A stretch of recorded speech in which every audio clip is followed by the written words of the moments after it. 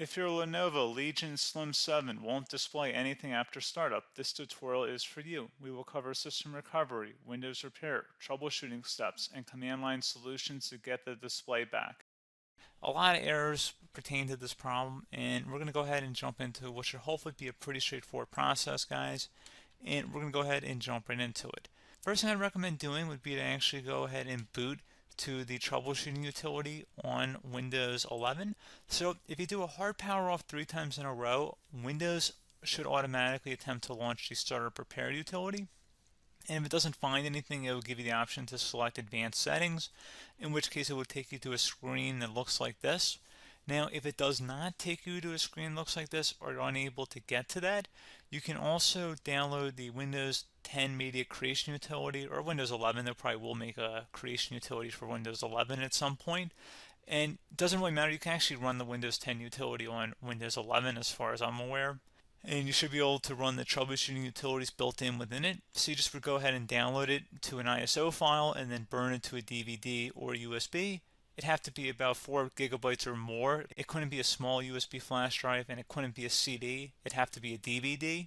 And then you'd boot your computer from it. So depending on the computer manufacturer, you'd have to tap a different key on your keyboard in order to launch that menu, in order to select what boot drive you want to go off of. So it could be anything between the escape key, F2, F8, F12, for example. And those are the function keys on the top of your keyboard.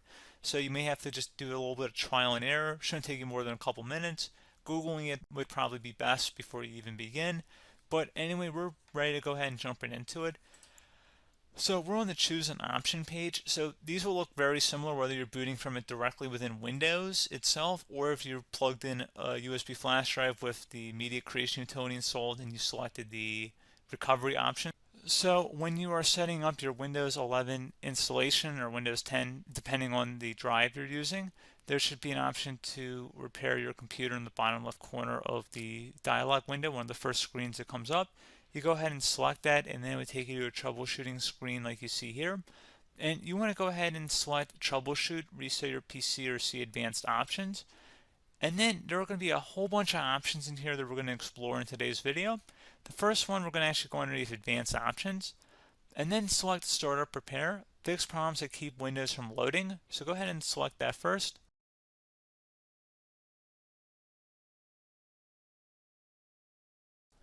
Okay, so you can see it cannot repair our PC. That was our first option we could try. Something else, if we go back into advanced options here and then select troubleshoot, we're going to go underneath advanced options again. You can go ahead and actually access safe mode by selecting startup settings. And then if you select the restart button, you have the option on the screen select safe mode with networking, which will give you a key on the screen. It'll tell you which key to press to enter that. I believe it's the F7 key. It'll do that for you. I'm not going to go over that in today's tutorial because I don't really want to go into safe mode, but you're more than welcome to attempt that by going into here and then selecting restart. Again, it'll launch another screen. It'll say what key do you want to press, and it'll give you like 7 or 8 different options, and you want to select safe mode with networking. There's also an option for a command prompt too, but that's going to be something we're going to cover later in this video, and we don't even have to go through that in order to access it. So that's why I'm not going to really push for that, because unless you know exactly what's causing the problem, you probably don't need to go into safe mode. Unless you're trying to recover files, in which case then you definitely can go into safe mode, but we're trying to actually recover our computer here. So I hope that makes sense. Something else we can also try here as well would be to uninstall updates, remove recently installed quality or feature updates from Windows. So if you go ahead and select that, you can uninstall the latest quality updates, which generally is the more day-to-day updates. Feature updates are the less regularly released ones, like the big ones. I would equate it to service packs in like Windows 7 and Windows Vista and Windows XP. So larger updates that occur once or twice a year at most. And the quality updates are more just a regular update. So probably obviously depend, it'll take longer if you're going to try and uninstall the latest feature update versus quality update. And maybe you don't need to go back that far. So just giving you guys a couple of pointers with that. Something else you can also look at here, and we're going to jump into the command prompt in a little bit, but you can select System Restore, which will use a restore point recorded on your PC to restore Windows. And this is something I would highly recommend here, guys. So select Next. Assuming you have a restore point saved on your computer, you go ahead and select the most recently created one, and you'll select next, and then you'll select the drive. You shouldn't actually have to select the drive. You can scan for affected programs, but we're going to keep it all default here, and then we're going to select finish. So once started, system restore cannot be interrupted. Do you want to continue? I think we're going to select yes. I don't think we have anything better to do on our computer right now, so just give it a moment here to initialize. It will take a couple minutes to run, obviously depending on how large your hard drive is and how much is saved on the system restore point. So just give it a couple minutes here.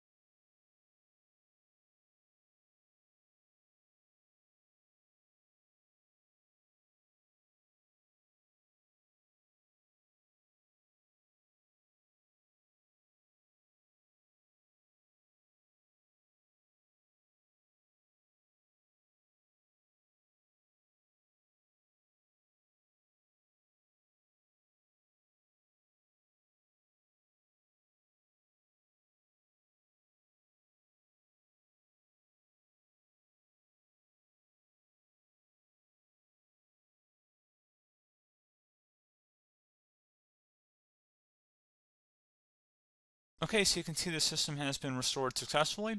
We're going to go over a couple different methods in addition to that if that did not work. So I'm just going to pause the video and we're going to start back on the recovery screen that we started with. Okay, so a couple other things we can try here too. If you go back into troubleshoot, you can select reset your PC, while you choose to keep or remove your personal files and then reinstalls Windows. You can select to keep my files, which will remove apps and settings but keeps your personal files. You can also select remove everything, which will remove all of your personal files, apps, and settings.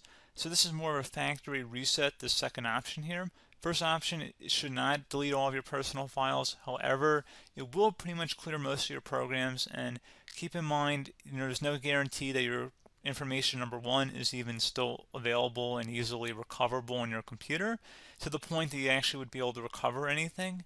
And the second point is that there's always a chance that it won't actually recover and it will just do a factory reset anyway. So there's no guarantee that actually would keep your files anyway. So I would recommend trying to get a recovery tool and backing that up first before selecting it anyway. But again, those are a couple different options. And then something else you can try here, if you go back to the choose an option. Another option, if you go underneath choose an option and select troubleshoot, advanced options, and now select where it says command prompt. Okay, so the first thing we should do is type our main hard drive here. In most cases, it should be the C drive. So you just do a C colon and then hit enter on your keyboard. So once you're underneath the C drive, we're going to type in dir and then hit enter on your keyboard. It should have program files, users, and Windows all in there. That's how you know you're in the right directory.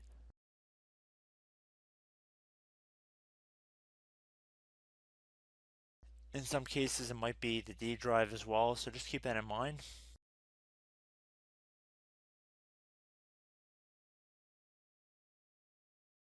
Next thing we're going to do is type in cd space / Windows / system 32 / config, and then you're going to hit enter on your keyboard.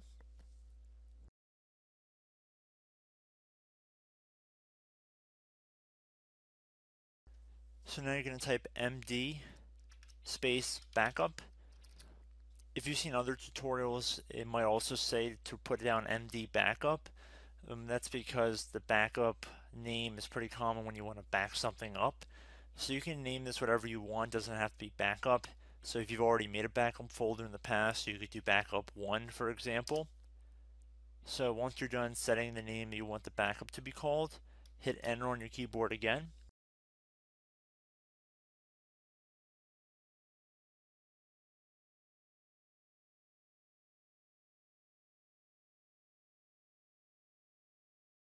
At this point you want to type copy, C-O-P-Y, space, then you want to do the star symbol above the 8 key, then do a period or a dot, whatever you want to call it, then another star sign, and then another space, and then type backup, and then hit enter on your keyboard.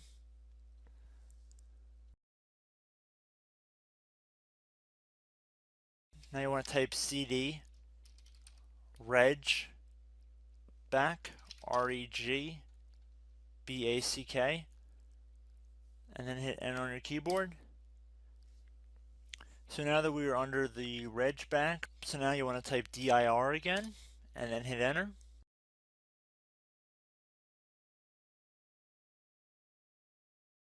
So now at this point we're going to type copy again. So copy, space, star sign, dot, another star sign, space, and then 2 dots. So we're going to type copy, space, star sign, dot, sign, star sign, dot, dot, and then hit enter on your keyboard again. So for overwrite, you want to overwrite all.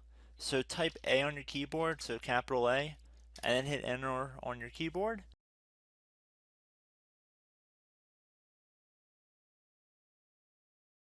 So at this point you should be good to go. You can close out of the command prompt window, and if you accidentally continue to Windows 10 you should be all set. So I hope one of these 3 or 4 different methods we went through in this tutorial helped you guys out. Again, I'm not sure if you guys heard me earlier, but try to go back into your safe mode if possible and uninstall any programs you know might be conflicting with the Windows startup if you can get into safe mode. So just keep that in mind. Something very simple like that could be blocking up everything. So again, I hope this tutorial helped you guys out, and I will catch you in the next tutorial. Goodbye.